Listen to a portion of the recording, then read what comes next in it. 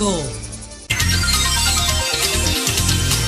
Señores, estamos recibiendo al presidente del Senado y secretario general del Partido de la Liberación Dominicana, el doctor Reinaldo Pared Pérez, amigo y hermano.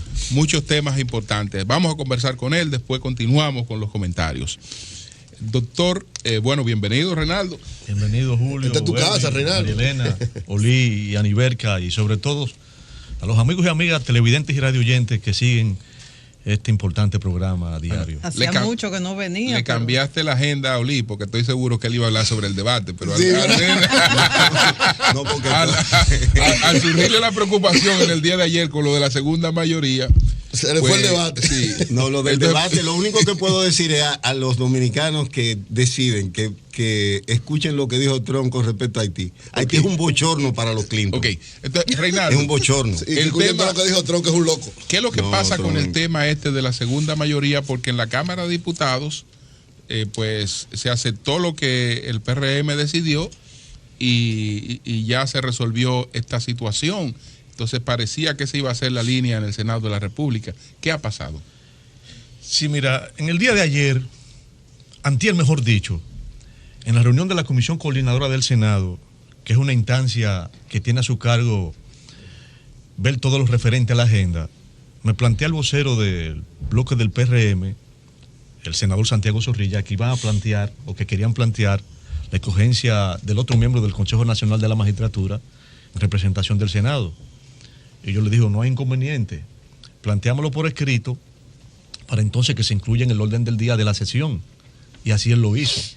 Me escribió una correspondencia anexándole otra correspondencia dirigida a nosotros por el presidente y el secretario general de ese partido, los señores Andrés Bautista y Jesús Vázquez Mercedes, y le dimos lectura en el día de ayer y se incluyó en el orden del día a los fines de... Y en la comunicación del presidente y el secretario general del Partido Revolucionario Moderno, ellos plantean al senador José Ignacio Paliza.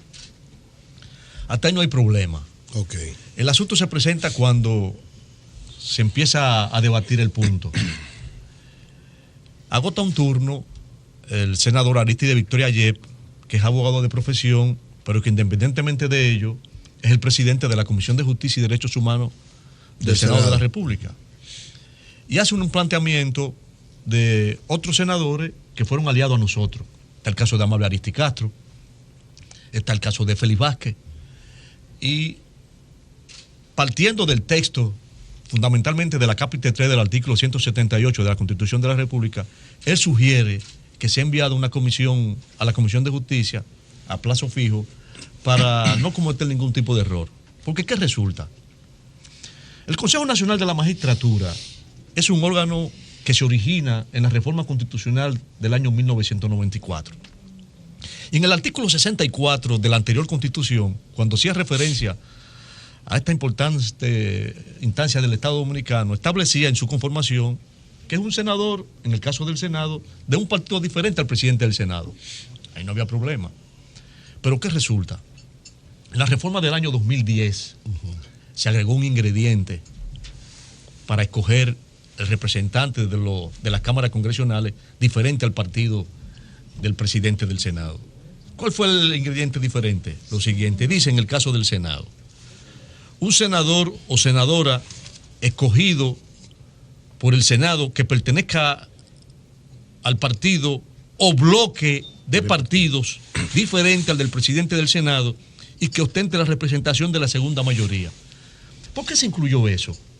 ¿Por qué? Porque nosotros mismos, en el 96 y en el 2004, teniendo un senador de un partido diferente, fuimos objeto de rechazo y no se cumplió con esa disposición constitucional y por eso se agrega, cuando yo dirigí los trabajos de la reforma constitucional del año 2010, esa expresión de la segunda mayoría o de bloque de partido.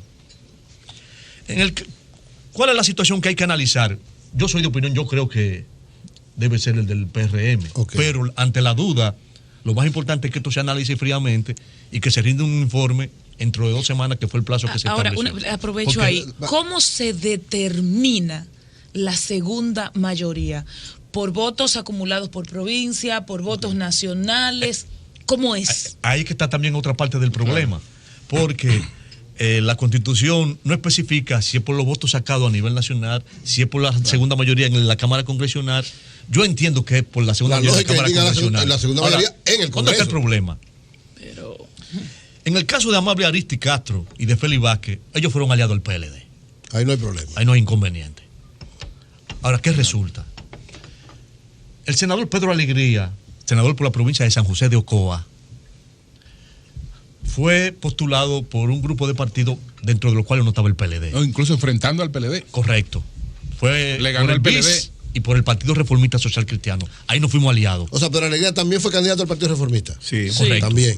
reformista Y y bis. está el caso del doctor José Jacín, que resultó electo senador por la provincia de San Pedro de Macorís por el Partido Reformista Social Cristiano Sin y alianza. otros partidos políticos, que no estaba tampoco el PLD. El reformista pudiera alegar válidamente, apelando a la expresión o de bloque de partidos de la segunda mayoría, de que ellos también son segunda mayoría. ¿Qué es lo que nosotros queremos? Disculpe, ¿y lo han alegado así como en esas No lo han conversaciones alegado, pero, informales? Bueno, Rogelio Genao dice que ellos son la segunda mayoría. No lo han alegado oficialmente. Quien lo debe decir es el voto del ciudadano. Bueno, Es decir, no lo han Bueno, alegado en ese caso tienen oficialmente. 2 y 2, es verdad. Sí. En No, ese digo- tienes Pero a razón. plantearme las dudas, yo esperaba que se resolviera en el día de ayer, pero al surgir la duda en algunos compañeros senadores, Para aclarar y eso. sí, digo, no hay O sea, inconveniente. no es que hay una posición del PLD de que no está de acuerdo. Porque ¿qué resulta? En el caso de una incorrecta elección de ese otro representante del Consejo Nacional de la Mayoría, este organismo u órgano se apresta a tomar decisiones importantes. Por ejemplo, en este año, el Consejo Nacional de la Magistratura tiene que ser convocado para integrar un nuevo Tribunal Superior Electoral. Exacto. Claro. Y el año que viene y en el 19 correspondería a lo referente a la Suprema Corte de Justicia y al Tribunal Constitucional. Exacto. Si se produce una errática escogencia, las decisiones que tome el Consejo Nacional de la Magistratura frente a una errática integración, pudiera devenir esas decisiones en inconstitucionales. Entonces, no es que estemos rechazando al PRM como segunda mayoría ni ese tipo de cosas, sino que aclaremos esas Ese cosas. aspecto para evitar Para que no haya problemas. Hay un problema. Pero tiempo, además, señor hay otra Paredes, disculpe, situación. hay un tiempo, o sea, le dieron ustedes Sí, 2 semanas. 2 semanas, un mes. 2 semanas. Un plazo fijo a 2 semanas. Pero hay otra cosa que lo planteó también ayer el senador Charlie Mariotti. El PRM ha planteado al senador José Ignacio Paliza para que integre el Consejo Nacional de la Magistratura representando al Senado. Pero el PRM tiene otro senador, que es Santiago Zorrilla, que es el vocero de dicha bancada. Esa decisión del PRM no es vinculante a la decisión que pueda tomar el Senado. Claro. Entonces, De cualquiera de los dos esa es puede ser otra cogido. arista Sí. que también debe analizarse. Yo entiendo que debe respetarse la decisión acordada por el Partido Revolucionario Dominicano moderno. Y que el que ellos planteen que no haya ningún tipo de inconveniente, pero es mejor aclarar esa situación. Y en 2 semanas eso ya se habrá decidido válidamente. Yo creo que, es decir, si es por voto congresual, la segunda mayoría es el PRM. Si es por voto presidencial, es decir, está expresado y usted lo ha reconocido aquí, aunque no está dentro de la lógica su planteamiento. Mi pregunta es, ¿por qué? ¿Cuál sería la utilidad política en un momento en el que la sociedad necesita entendimiento? Porque a veces yo creo que los políticos, tanto los del gobierno como los de la oposición, se distancian de lo que son las pretensiones de la sociedad. María Elena ha expuesto hoy aquí un problema de seguridad ciudadana, que es un tema que nos arropa a todos. La justicia tiene mucho que ver con cómo afrontar eso y otro elemento de seguridad pública. Es decir, ¿puede la sociedad dominicana estar tranquila de que la decisión que se toma en el Senado va a corresponderse a lo que establecen las normas constitucionales y no al interés político de la mayoría, que en este caso usted la representa? Sin ninguna duda. Pero mientras más se aclare el asunto, mejor, para despejar cualquier tipo de duda que pueda originarse en la decisión que tome el Senado de la República. Claro. Y en 2 semanas quedará conformado, porque solamente resta la decisión del Senado para que el Consejo Nacional de la Magistratura quede válidamente ya conformado y pueda ser convocado por el señor presidente de la República. Hace unos días un grupo de organizaciones solicitó que el Senado enmiende lo que ellos entienden fue un error de la Cámara de Diputados de incluir en la aprobación del código el párrafo que permite la interrupción del embarazo en las 3 circunstancias que expuso el presidente en aquella ocasión cuando hizo la observación. Hay que esperar lo que decide el Senado, pero ahora me gustaría saber su opinión como ser humano, como legislador, como presidente del Senado, como secretario general del PLD. Su opinión sobre eso, su opinión personal. Mire, el asunto está en la Comisión Permanente de Justicia.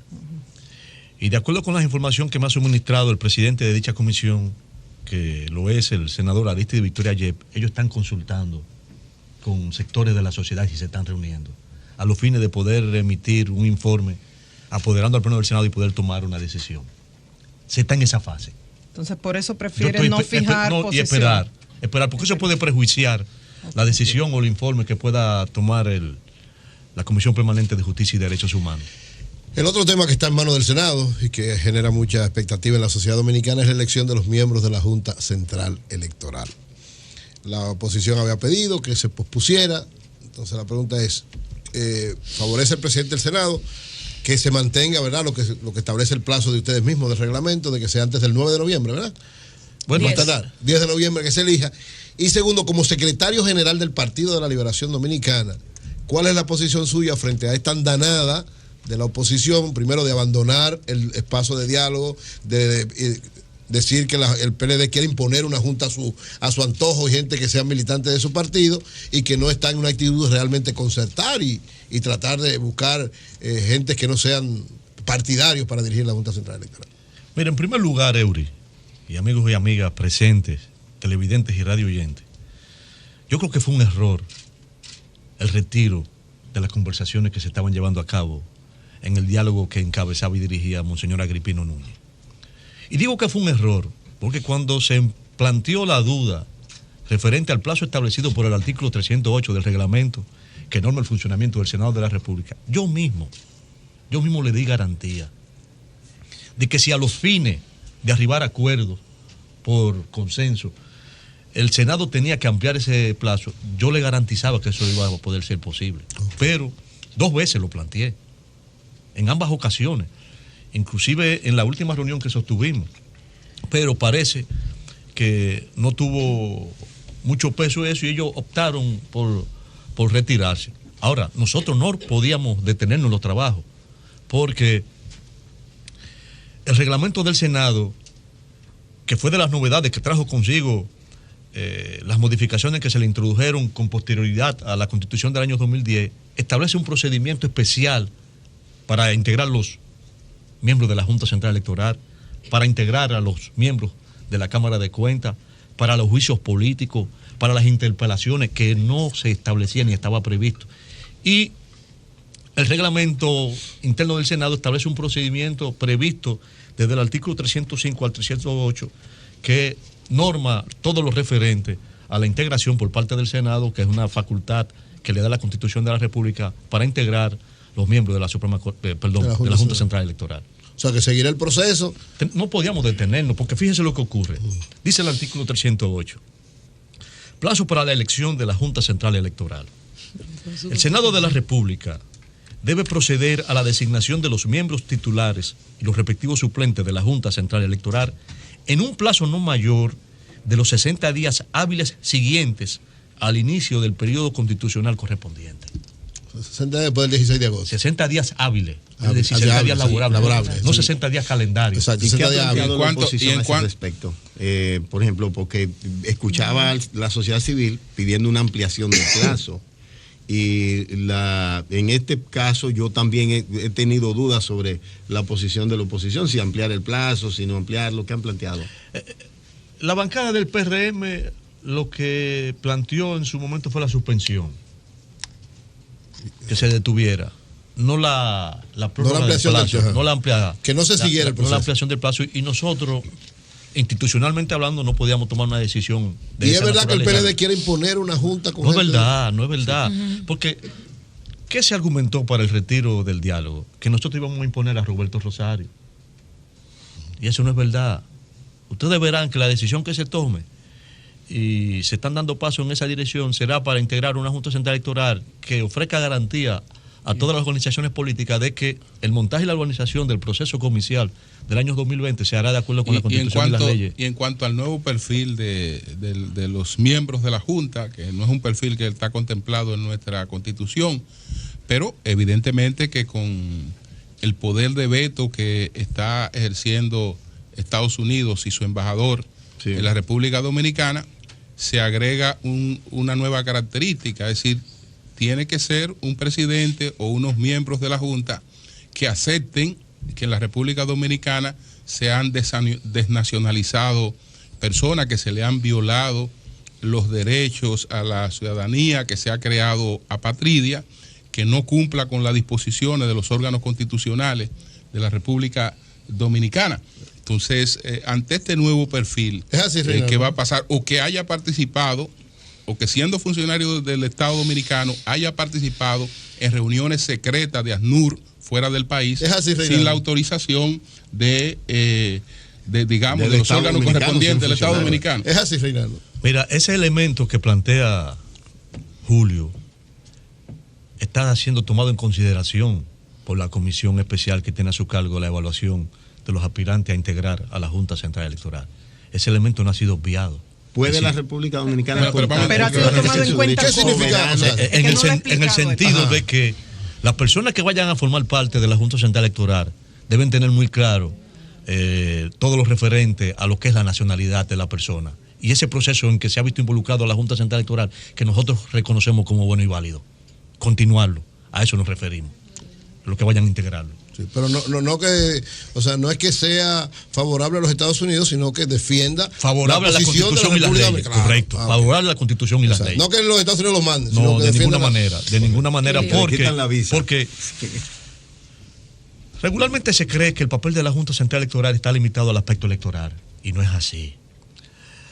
Hay otras obligaciones que pesan tanto o más que el aspecto electoral a cargo de la Junta Central Electoral, y me refiero a todo lo referente al estado civil de las personas.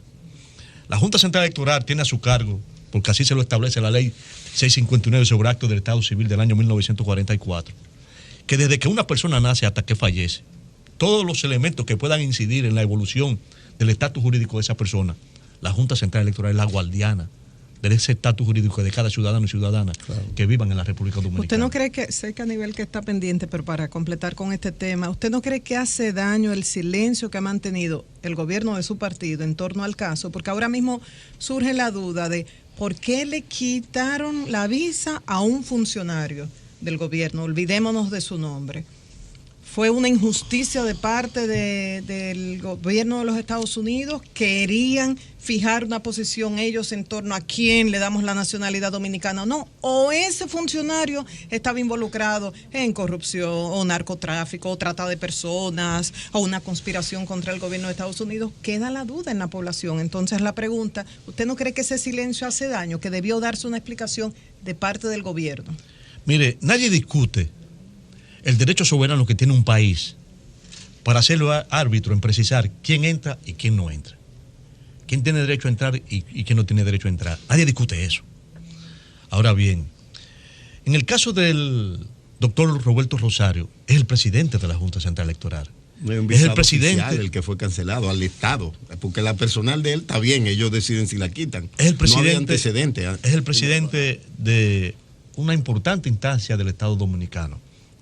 Y yo entiendo y soy de opinión que debió haberse dado un juicio de por qué se llevó a tomar esa decisión por parte del gobierno de los Estados Unidos de América.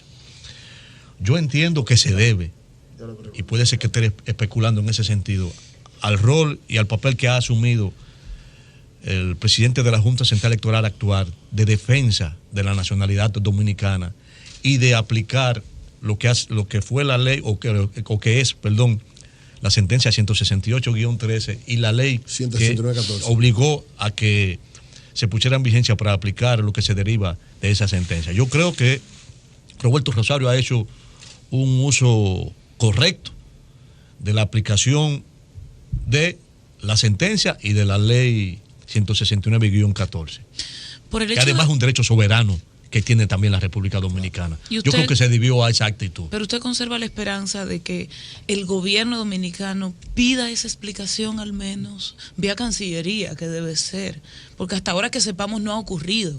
Debió haberse solicitado. Sí, porque debió haberse pedido.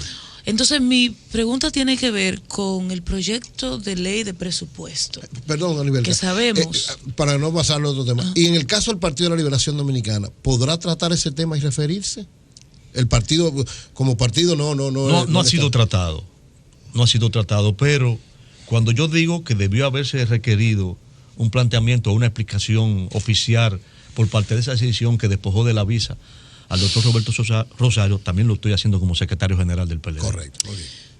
Hay un proyecto de presupuesto y ley de gastos públicos, es habitual, está en una comisión bicameral, e independientemente de los hechos, por el hecho de que el partido de gobierno es una mayoría prácticamente absoluta en nuestro poder legislativo, existe la creencia de que, bueno, son un sello gomígrafo y que esto de mandarlo a comisión es como bulto y una manera de cumplir un protocolo. En ese proyecto de presupuesto hay empréstitos también, y de hecho recientemente ya se ha anunciado el tema de hacer un cambio por las plantas de Catalina, la situación de Brasil, de abonos.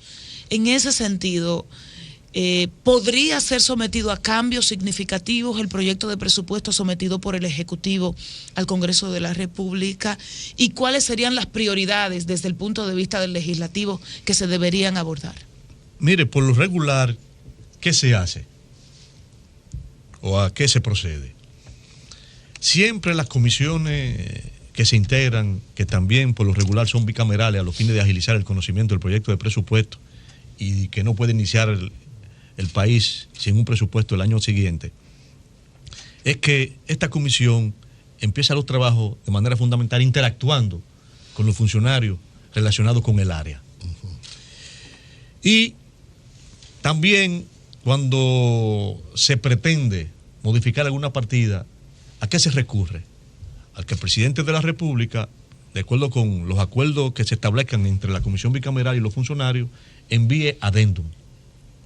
Se está en esa fase. Yo no estoy diciendo con esto, no quiero decir que se vayan a enviar adendum en esta ocasión, pero la tradición ha sido esa, de que se proceda en esa situación a los fines de que, previo a la aprobación por parte del Congreso, se integren o se agreguen otras partidas o se modifiquen a través de adendum que envía el presidente de la República. Nosotros hemos planteado... No sé si se hará en esta ocasión. Disculpa, Oli. Entonces, ahí la otra parte de la pregunta era, por lo menos desde el punto de vista del Senado, ¿cuáles deberían ser las prioridades de nuestro presupuesto? Somos un país pobre, hay demasiadas necesidades, está el tema de los policías y sus salarios, está el tema de los médicos, está el tema inclusive de los gobiernos locales y obviamente el 4% que de hecho está contemplado. Vamos a dar la respuesta para regresar. Entonces, ¿cuáles son las prioridades desde el punto de vista del Senado?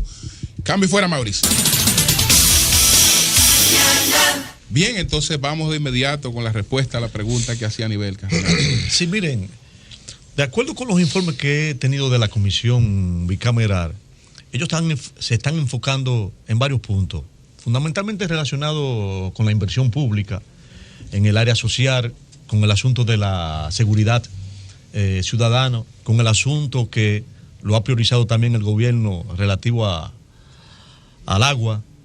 Y las construcciones que por lo regular en infraestructura los legisladores exigen en sus respectivas provincias que se priorizan. Básicamente siempre se ha sido el enfoque y esta vez no es la diferencia. Quiero referirme al tema del aporte a la Policía Nacional. El presupuesto contempla unos 3.400 millones. Más o menos. Se ha planteado, incluso Julio lo ha planteado aquí en muchas oportunidades, que para elevar el salario del policía al mínimo del sector privado se requerirían de unos 6.400, es decir, unos 3.000 más.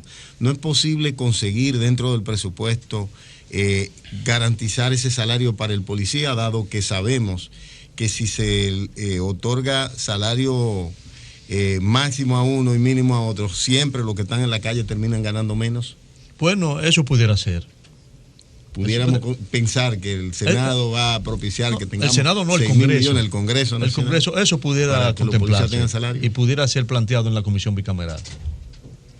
El gobierno necesita más recursos. Vamos a hacer una pausa para que cuando se integre José La Luz, que ya está con nosotros aquí. Cambio fuera, Mauricio. 8:36 minutos. Estamos ya en la parte final con algunas preguntas precisas para esta conversación con Reinaldo Paredes. José La Luz está también. A Marilena, sí. Ante medidas tomadas por el gobierno de eliminar ciertas exenciones o distorsiones, como la eliminación del subsidio a los combustibles, el cobro del 50% del ITEVIS por adelantado en aduanas, uno percibe en la población como una actitud de sí, sacrifiquémonos todos, pero todos, que haya equidad. Entonces vamos a eliminar las distorsiones. Algunos consideran que es una distorsión esos millones que se destinan a programas de asistencia social en el Congreso, tanto Senado como Cámara de Diputados, partiendo de que el legislador está para legislar, no para desarrollar programas de ayuda social. Y que eso debe ser eliminado. ¿Qué entiende? En la teoría es así, Marilena. En la teoría. En la teoría, mira, 100%. Okay. Pero la realidad, sobre todo en las provincias del país, fundamentalmente los legisladores, es otra. Por lo regular, el ciudadano donde acude es a la residencia del legislador a procurar una receta o una caja de muertos o una ambulancia o ese tipo de cosas. Julio, lamentablemente, el legislador tiene que acometer ese tipo de cosas y atencionar. Ayudar a la Pero gente. si eso se mantiene, la demanda de esa población se va a mantener. Si esos recursos se canalizan por las vías correspondientes, los hospitales públicos, los ayuntamientos, eso es lo ideal, sea. eso es lo ideal. Pero hay que hacer el cambio. Eso es lo ideal, pero mientras el cambio llega, hay que pero cambien la ley mientras tanto para lamentablemente Reinaldo, así, pero Marielena, cambien la ley. porque es que este es un país donde una gran parte de la población tiene muchas necesidades y muchas carencias. Y el ciudadano recurre al funcionario que tiene más cercano, que está más próximo. O es el regidor, o es el alcalde, o es el diputado, o es el senador. Y esa es la realidad. Y cambiar la ley para que esto esté incluido como rol de senadores y diputados. Y así no se violenta el rol del nada. legislador no solamente legislar. Bueno, está representar, pero la representación está fiscalizar. Pero la representación tiene que ver con canastillas, mosquiteros y cosas de esas, no necesariamente. No necesariamente, pero se incluye. Bueno, sí. Yo quería y mire, primero. Escúchame, José, y que quien les habla nunca ha sido muy partidario de eso. Me consta. Bueno, yo quería aprovechar la presencia de Reinaldo, que es el secretario general de nuestro partido, en mi caso particular, que soy el Comisión bicameral. Y entonces... de mi partido. Sí, de mi partido. Yo soy el PLD. Yo soy el único PLDista aquí. Julio era una vez hace como 8.000 años. Hasta que se fue para reformar. Digo, para Pero en sentido general, a propósito de la llegada, de los 20 años de la llegada al poder del PLD, Temístocles Montaja ha hecho unas reflexiones que han generado mucha opinión pública. En la Casa Nacional, en una conferencia... Por cierto, voy a una conferencia que tiene él hoy en la ¿Otra Cámara más? de Comercio, ¿no? Ay, Una qué conferencia en la bien. Cámara de Comercio, sí. Sí, Temo. Pero está anunciando otra para el 29 en la Casa Nacional. Brillante, Temo. Tú no ves la corbata que se ha puesto Julio. Sí, para eso. una corbata de la Cámara Americana de Comercio. Entonces, Ay, hermano. decía Temo en la Casa Nacional que el PLD ha perdido su esencia. No, en que la ha Cámara perdido- de Comercio de Santo Domingo. Que ha de perdido, Santo Domingo. que ha Sí. perdido su esencia. En ese mismo sentido, después, o como reaccionando a las declaraciones de él, habló usted y habló también Amarante Baré. Es cierto que el PLD ha perdido su esencia, está en un punto sin retorno, o podemos retomar, mezclar el pragmatismo actual con los ideales de voz, tomando en cuenta ese ranking mundial de la corrupción del Foro Económico Mundial. Cuando Temo produjo esas declaraciones que se produjeron en una actividad celebrada en la Casa Nacional, que yo diferí en cuanto a ese planteamiento planteado por el compañero Temo, en que él generaliza. Él generaliza e incluye, y nos incluye a todos. Y ciertamente es, O sea, y yo ¿tú lo he crees dicho que en es otras así, ocasiones, pero no globalmente? correcto. No totalmente. Ciertamente, yo lo he dicho también en otras ocasiones, hay dirigentes del partido que han desempeñado funciones públicas independientemente de la naturaleza de que se trate estas funciones, de que no la han ejercido como a uno se le ha enseñado y de conformidad con la Constitución y la ley. Pero en su gran mayoría, aunque esa no sea la percepción que pueda existir en el seno de la sociedad dominicana, en su gran mayoría, insisto y reitero, los gobiernos que ha ejercido el Partido de la Liberación Dominicana, en su gran mayoría los funcionarios públicos, electivos y no electivos, han sido serios en el ejercicio de sus funciones. Que ha habido 2 o 3 que han sido señalados. A algunos se le ha sometido a la justicia y a otros no, que debieron de haber sido sometidos. Sí, es verdad. Ahora, pero por el hecho de que fulano o sultano haya cometido tal o acto irregular, no puede usted decirme que la dirigencia del PLD es una dirigencia corrupta, o que se ha desvirtuado, o que ha desnaturalizado su forma de proceder al frente de las instituciones que le toca dirigir. Porque yo reclamo y reitero esa conducta en ese sentido. Reinaldo, bueno.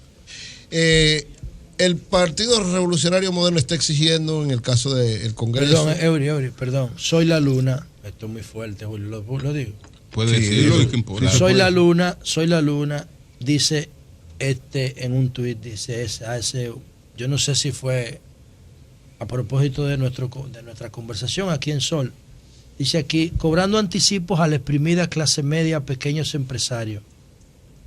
15 ministros declaran 2.600 millones de pesos. Eso es por otro tema que está planteado, que lo vamos a tratar más adelante. Sí. Es que esto sale, ella publica la primera página del Caribe. Sí, eso salió en el Caribe. O sea, no fue por lo que dijo Reinaldo. Y Servio Tulio Castaños dice, dile a Reinaldo que está haciendo un excelente programa. Así. La pregunta es, en concreto, el PRM no ¿Quién fue ese, Marielena? Servio Tulio. Debió ser el presidente de la Junta. Bueno, pero él vamos por aquí, para que estamos concluyendo ya. O sea, el PRM está exigiendo ser segunda mayoría. Sí, no lo es por el voto. Pero espérate, aguántate, Jorge, tranquilo. Está exigiendo lo que es una realidad, es verdad, es la segunda mayoría, pero está exigiendo que el Congreso se lo valide.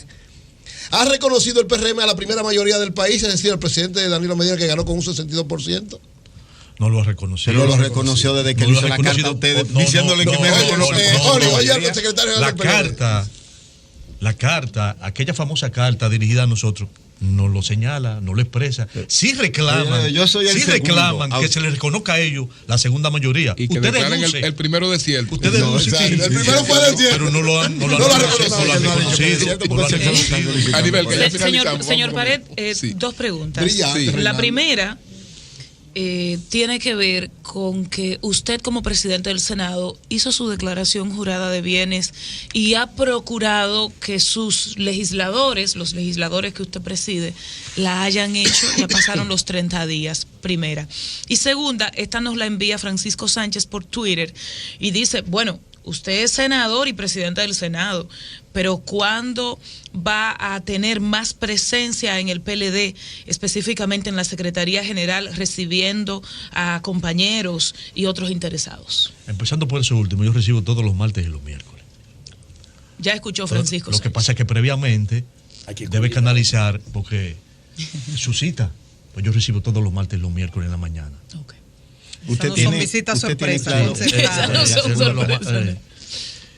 Y lo otro era en cuanto a la declaración le pregunté jurada. Si usted hizo su declaración claro. Y si ha procurado que los senadores todos la hagan. No solamente eso, el reglamento del Senado prevé y exige que previo a la juramentación se deposite allá, y así se hizo. Fue depositada la declaración jurada por cada uno de los senadores que se iban a juramentar el 16 de agosto. Ahora bien, independientemente de lo que plantea el reglamento del Senado de la República, está el de la ley, que hay que hacerlo ante la Cámara de Cuentas dentro de los 30 días a partir de la juramentación, y así se ha hecho. Así se ha hecho, así lo han hecho todos los senadores. Yo desde que soy funcionario público electivo, desde el año 1986, desde que me he juramentado, así como he cesado, siempre he hecho. ¿Y en cuánto está su patrimonio? Siempre me he hecho mi declaración jurada. No recuerdo. Más o menos, algo. 20 millones. No, cercano a los 50 millones. Okay. Bueno, muchas gracias al doctor Reinaldo Pared Pérez por esta entrevista tan interesante. Cambio y fuera, Mauricio.